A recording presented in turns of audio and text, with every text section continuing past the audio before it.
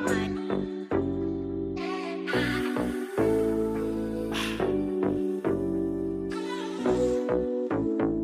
go. Freedom. Freedom.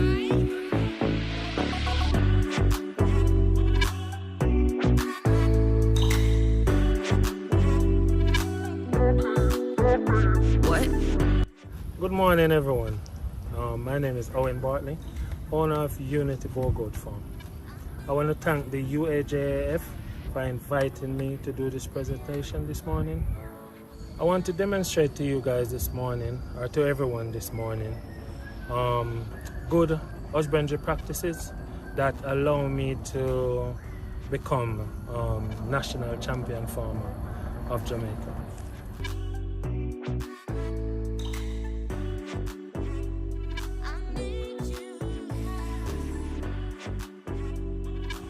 Okay guys, welcome to my facility.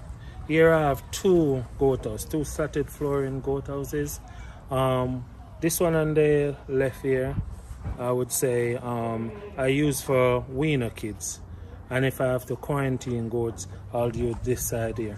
Over there is where I use for my mothers, breeding mothers. I keep my box them there. And I just want to share with you today my experience of good husbandry practices.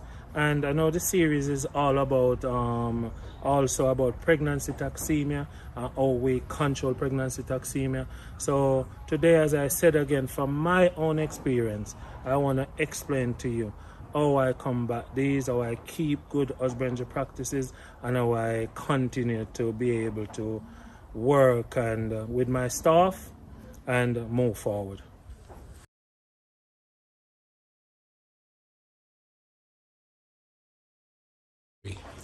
Welcome to the section that I told you that is my weaner section.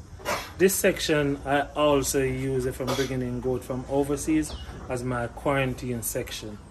And as you can see here, it's slatted flooring. These are the pen that I have here, where basically I have some weaners. These are two full-blood bucklings that was actually is conceived by the mom from overseas, but they're here. You can see how nice they look, really growing well. One is 4 months and one is 5 months old. And as you can see over here also, we have our creeper pen, we have our waterer. I've been trying water so to see how successful it is, because I also use black buckets as well. So it's working well for me, so I can look how I need to improve as I go forward and put in more water in the pens, because we know how important having fresh clean water is for the goats, especially for the bucks. You know, they need to drink a lot of water so we can combat the urinary calcium. All right, A bags. As the A bags work beautiful for us because it weighs less and it gives us a better conversion rate for the goats to just eat from. Now we have our grains here, and these are young bucklings, as I stated before, where we have them in a system where we always have grains with them. So they feed, once they reach the age of 6 to 8 months, we cut that down, and just to balance them, just to know how we're feeding, how they're converting the feed, what we look for, how they grow, and all of that. As you can see here, we have two females here over 6 months that you can see we just feed them so they eat and finish their feed. So we don't have them in a system like we have the young bucklings. So as we come down, you can see the same system from the bucklings to the does, the dowlings. And we come down here. This pen we have two beautiful full-blood dowlings, and as you can see, they were one of them was bred out here, and the red one was bred from overseas. Thank God they come down, and the mom have 3. 1 died, and 2. One of the buckling is the brother to this red one here. So this is the way that Unity Boer Goat Farm operate. We try to pay careful attention to the animals. we try to make sure we see things before it gets worse, because our eyes is our goat doctor.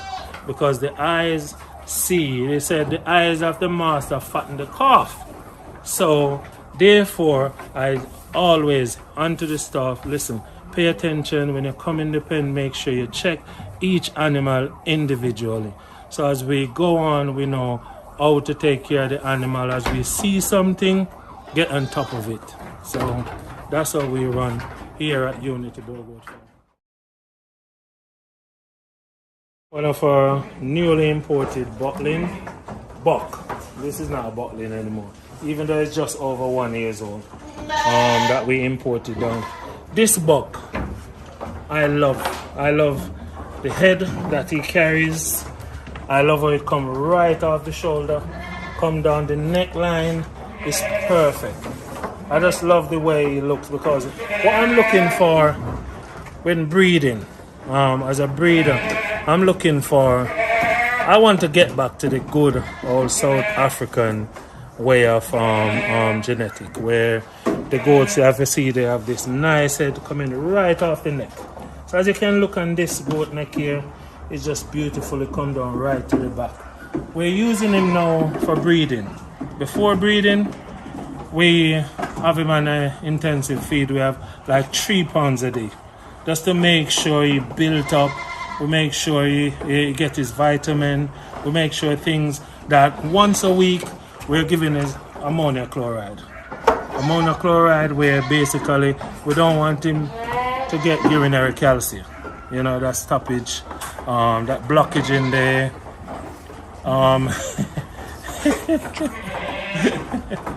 Oh God. We know what you're talking about, man. Blockage in the track. So, you know, once that blocked up, it's a problem. So right now we make sure that once a week we have them, and the urinary calcium we get now, and the ammonia chloride, you know, and we make sure that happen every week. When we are in intensive feeding, twice a week, you know. So look at him, he's giving me really good offsprings. I'll show you our offsprings later on in the video. All right, some farmers always think why I give so much grains. At first, before I put a buck out, I have to make sure he's in good condition, because I know while servicing he's gonna lose some weight. So let's start with our female before mating. Before mating, we do a flush. Like personally, we do a flush with corn, a little bit more corn with the feed. So we flush them, we cleanse them out. We make sure that vitamins now is very important. So we use AD&E paste. We use the paste, and you give them one over the tongue, and that lasts for 30 days. And we make sure that their body condition is spot on, you know. Body condition meaning we hear Dr. William talk about body condition and body scoring and so forth. So we just make sure that animals look healthy, animals look good. They look, the skin, you see, there's no sharp bone in the back. They're just a normal, not over fat, but on a good body condition, have good body condition. So we go forward. Once we put them out for mating, the feeding now, we will start with 2 pounds, just to get them up to a level with good condition, and you know that they're ready to breed.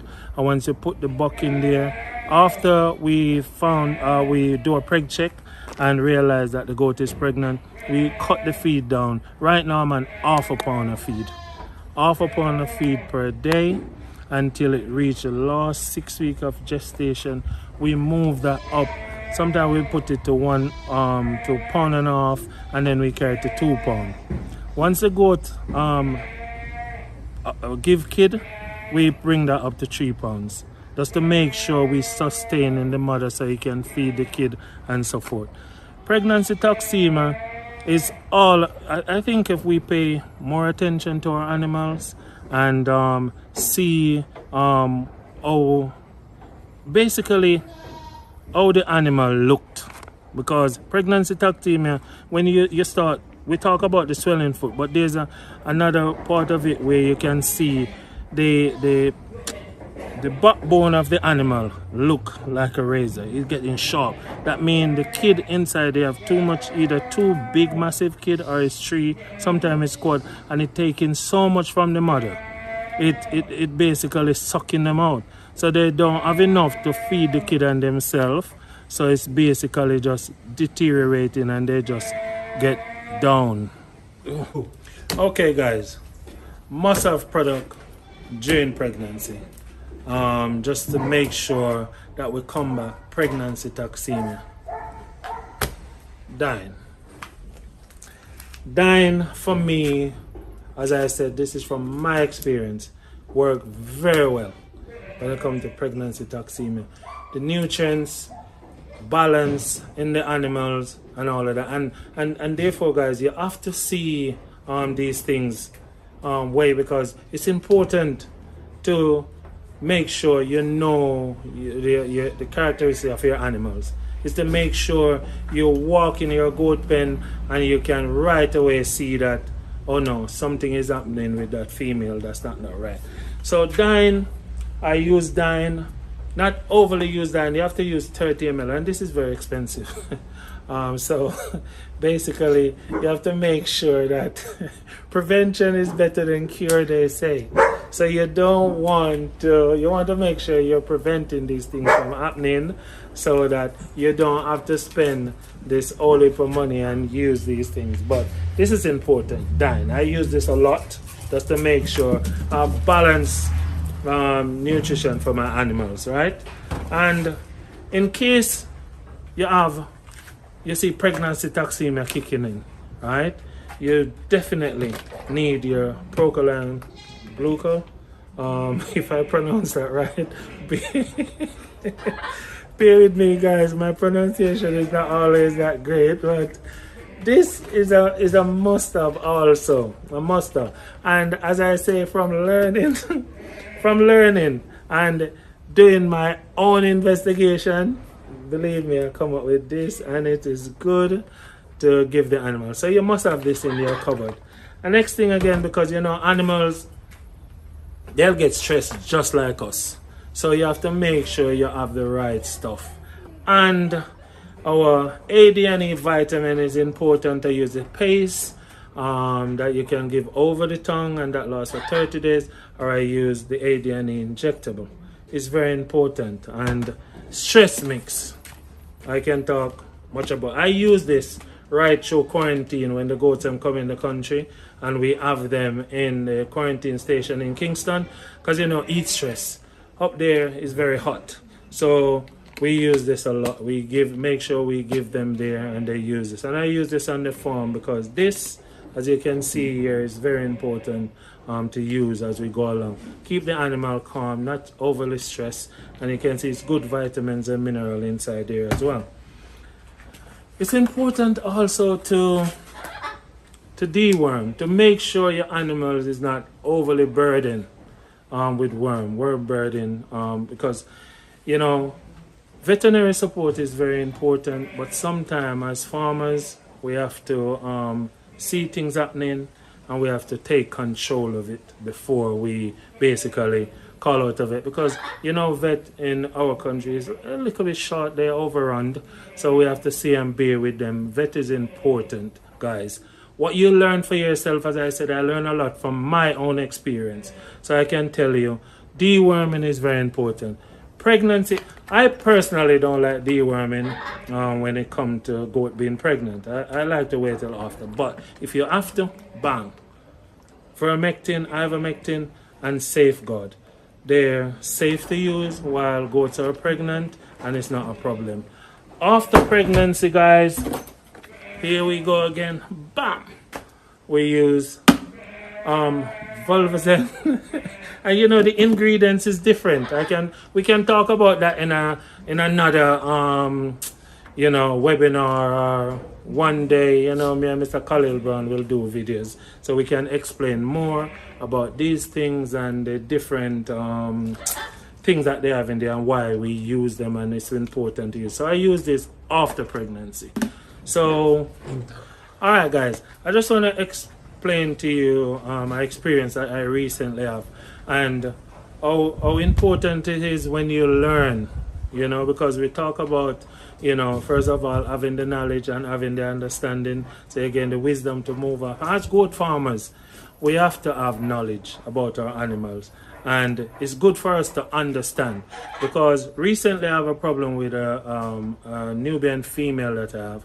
And right away when I go in the pen, I see that her feet was swelling up. She was lying down a lot and she was groaning. Just makes some like a groaning sound. So right away I called the staff over and I realized what was happening, because that was pregnancy toxemia kicking in right away. So hence I explained to the staff, and as I showed you before, I run from a dying. I run from a dying, and I make sure that nutrients are feeding her, put nutrients in her body. And 30 ml of this twice a day help her to more. You can see the difference. She was standing up, she was eating, and we make sure that she has some energy. And molasses, I haven't mentioned this before, but molasses is very, very important when it comes to balancing the glucose level in the ruminants of the goat, because once you can manage pregnancy toxemia, because it won't leave until the goat actually give birth. Once the goat give birth, then you'll see that pregnancy toxemia take its time going away. And this Nubian have two beautiful, big, massive bucklings. Two, you know, I would have loved if you have a female, but you know, I get $2. Hey, money in the pocket. So anyway, this is important, guys. Dying. I know. Listen, I'm not gonna get any benefit. I'm promoting this thing, and I'm not getting nothing from it. But guys, listen, it's important. So listen, pay attention to your animal. Know your animal more than anybody else, because the farmer who take care of his animal should know the animal more. Just like how you know yourself. If you feel sick, you know that, oh my God, I don't feel too well. The goat cannot come and tell you that they don't feel well. So your eyes is your goat doctor. So you have to pay attention to your goat. When you walk in your pen, you should check from pen to pen, see what's happening with your goat, see if they head down, if their eye don't look bright enough, and take care of your animals, okay? I have a question for you, Mr. Bartley. In a case where you have like triplets, yeah, what is your best practice in managing? What's your best practice in managing an animal with 3 kids? What's your standard operating procedure? Okay. I would say, basically, it's important for us to get a preg check done. If you have a vet in your area with a preg check machine, it's important to have that vet come around and check your animals. Because if you find out early on that this goat have triplets, sometimes they give quads because I have it here. That means 4 in the tummy. That mother gonna go through a lot of stress, and just to make sure supplement. So if you're not supplementing your animal right, it's gonna be a problem for you. You know, kid gonna born weak, mother gonna weak. You have to probably do a C-section. So it's important to find out if there's triplet. You know that the last 6 weeks of gestation, you have to make sure you up your feed, your nutrients is balanced. You're giving your dine. You don't give every day. You don't want to give a molasses every day. I use molasses as a treat.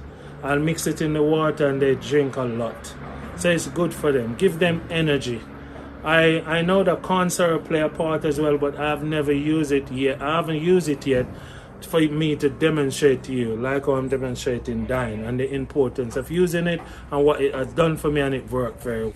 Next thing I want to share with you guys, when I go to have 3 kids or quads, meaning 4, I have always removed one of the kids, or if you have quads, I remove 2, and those kids become buckle fed. And you will be surprised if you buckle fed your kid. That's why milk replacer is good to have at hand, always. Milk replacer, because and sometimes you'll have goats that have kid and they have 1 kid and they have a lot of milk, so you get the colostrum and you store it, you put it in the freezer to freeze, so you have colostrum as you go along to give kid that mothers are weak and they have 4 kid or they have triplet, and straight away once I get that colostrum in the kid, I'll take them away and I'll start buckle fed. And it worked beautiful for us, you know, but you know you have to be the kid mother from then. And believe me, you have to wake up, you have to feed them just like how the mother would feed them, and you have to just go. And it worked beautiful for us. We have a lot here and it worked well.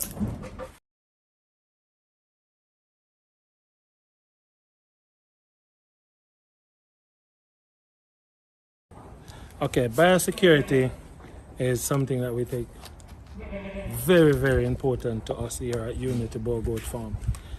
And sanitization is something that, you know, help us with good husbandry practices.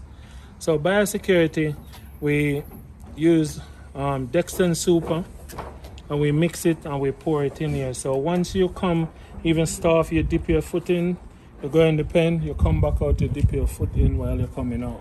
All right. We also use copper sulfate as part of that if we're out of Dexton Super. We also make sure that when customers come around, if you have to go in my pen and we don't have this, we have a spray bucket where we spray the feet off and stuff and all of that. So these things, Dexton Super, very important for you dip your foot in whilst you're going in and out, and also you can use copper sulfate if you have no Dexton Super available. And as guys, as you can see in the video, as you look around, our pen where we keep our goats, we staff do a great job of keeping it clean, and you have a staff that dedicated to cleaning and clean, as you can see in here very well. Just keep sanitization under control, a clean pen, good environment, goats are comfortable, they're happy, because if you can have a goat that's not stressed out, happy in his environment, you have a healthy goat. Okay guys, here I want to introduce you to my lovely staff, Tash. See, she responsible for keeping the place clean, good sanitization. She'll explain to you how she go through her daily work. Hello guys, this is how I do my cleaning of the chaff.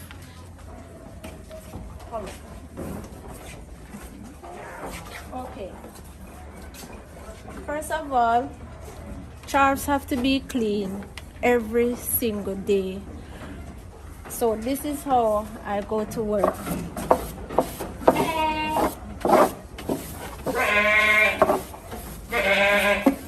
I brush and then I use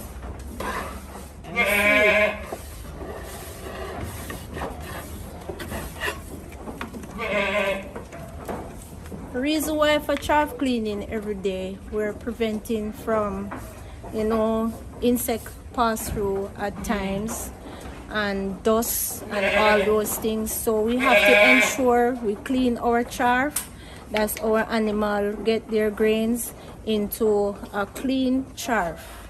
People may come here at Unity Boer Goat Farm and wonder how Mr. Bartley pen is so clean. This is what we use. So we scrape the surface back and forth, so we get off the feces off the floor. So we go. Another thing that is very important of Unity Boer Goat Farm, I do not know about any other farm, but I know about this farm. Underneath the pen, we clean it 2 times per week, Wednesdays and Saturdays. We use a rake, we use a shovel and our wheelbarrow, and we go to work underneath the pen. Alright guys, thank you for listening to me blubbing on. I hope it was informative. I hope you learned something from that. I hope you always support Unity Boer Goat Farm as we continue to support you guys as farmers, continue to give you the best and the best quality animal as we can give. And we have the best here, so we want to make sure we give you the best. So as we go along, I hope you have questions to ask. So just ask me questions. I'll try my best to answer your question from my experience from what I've learned over the years I'm doing goat farming. So thank you guys. Take care.